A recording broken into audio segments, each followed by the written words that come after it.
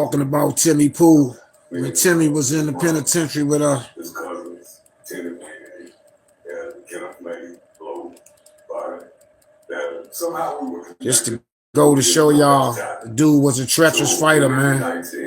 Cold man. 74. Tim and I came together, right? I was going to the hoop hard, playing basketball and so forth, right? So we became Baltimore Penitentiary. And so it's on YouTube, y'all. Red's telling the story about his one of his strongest encounters. He could make a chest pass from one goal to the other without touching the ground. I in turn would tend to play off the backboard. I was a jumping motherfucker. So anyway, both of us was playing with our hands real tough. And I would have to say, in all respect, that his fight game exceeded mine. Right? So anyway, Timmy turned pro in prison. And he was scheduled to fight Reggie Gross, who was the top contender from out of Baltimore. And he in turn was scheduled to fight Mike Tyson. So I wasn't there. I can't stand on this. Right? They got in the ring and they went several rounds and he allegedly knocked Timmy Pool's mouthpiece out. Timmy won a rematch. Now I want to say it was 1984, 5. The rematch date came. Timmy was on death row and they commuted his sentence from death to life without parole. Timmy had a lot of bitterness in him. And oftentimes, I would say, boy, you a goddamn fat bull, because you would turn on the thing. And he said, man, you back. I'm off his team. I might have wore 195 pounds. Timmy weighed 230. And he said, man, move around with it, man. He said, because you're going to give me some angles, right? And I'm going to take them out. So we moved around there, Timmy. And like I said, in that ring, Timmy ain't got no friends. Brothers, cousins, he didn't care, right? It was like he had blood in his eyes when he be fighting. Mm-hmm. And he stopped me in the second round, right?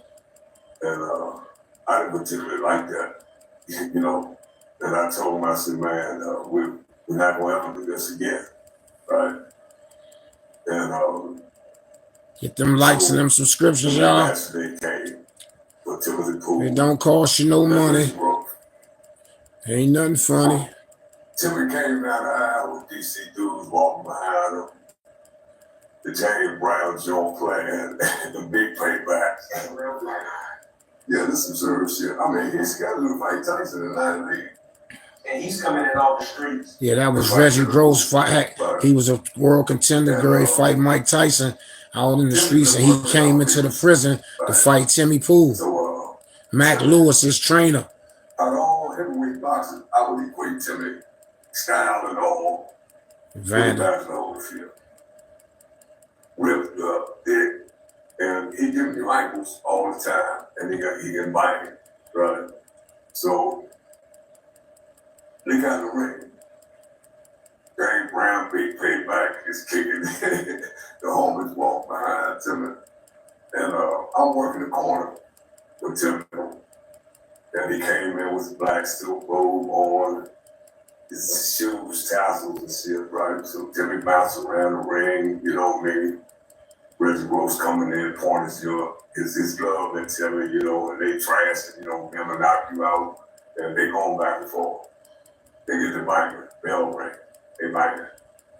So I told Timmy, maybe the second or third round, I said, he can't do nothing with you, champ. Sit down with him. Timmy waved him to the center of the ring. It was like a full window. Everybody, I mean, the ward and everybody over that joint. This joint is in an uproar. They got the biting. Like the movie Undisputed. Wesley Snipes and Van Ryn. Last man standing. Yeah. Timmy Punison. He knocked Reggie Rose out. I stand on that. Right. Reggie Rose in turn, 90 years later, sold for Tyson. And he was in Tyson's ass for the first round, or 47 seconds of the first round. And Tyson knocked him out too. He's fighting out of Baltimore, Maryland. His career record is 18 wins, 4 losses with 12 KOs. That's Reggie Gross. Reggie Gross. Come out of Baltimore. That's who Mike Tyson. He fought Mike Tyson. Timmy Pool fought him too.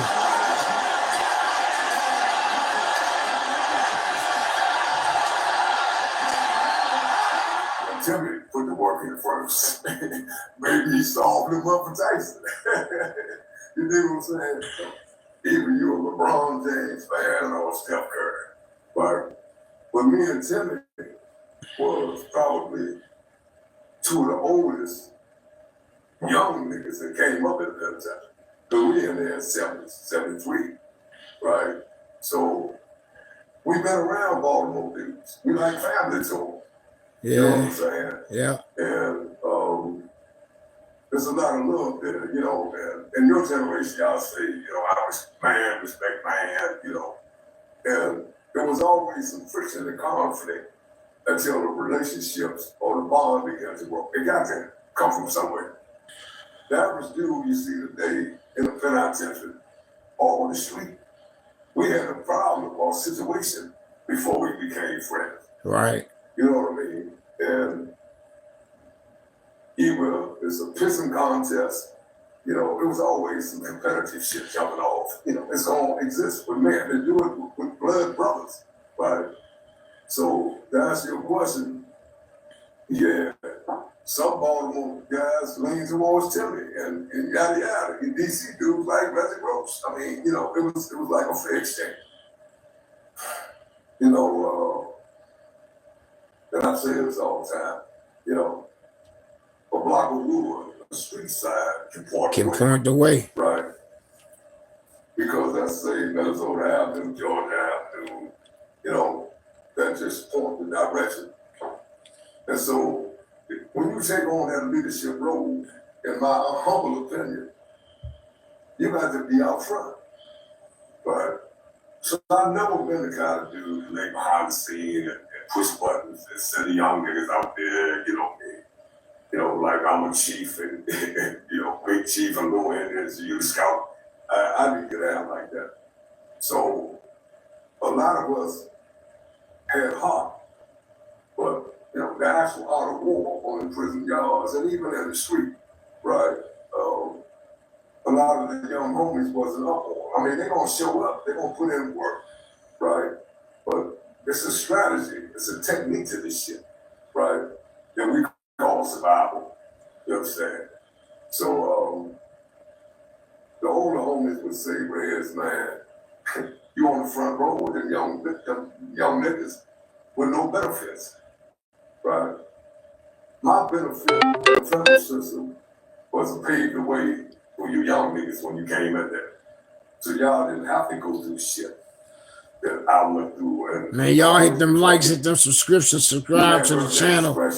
You know, it don't cost you nothing, man. Subscribe, y'all. Be a blessing, man. Subscribe to the channel. Just trying to put some good content on here for y'all, man. This is my man DC Rez. Came on tonight, man, to speak, trying to help and get some education to the young men and women out here in the world, man, and give them some good direction. He did so by telling a narrative and a story about him and a guy, a friend of ours that grew up with us and come up with us in the penitentiary named Timothy Poole. You was 6'5", you know, so or 5'10", you know. Life-changing experiences, y'all. That's why I go with that, man. Y'all be This blessed. $39 TV antenna is taking the world by storm. And here are 5 reasons why this TV antenna has been a total game changer for me. Reason 1.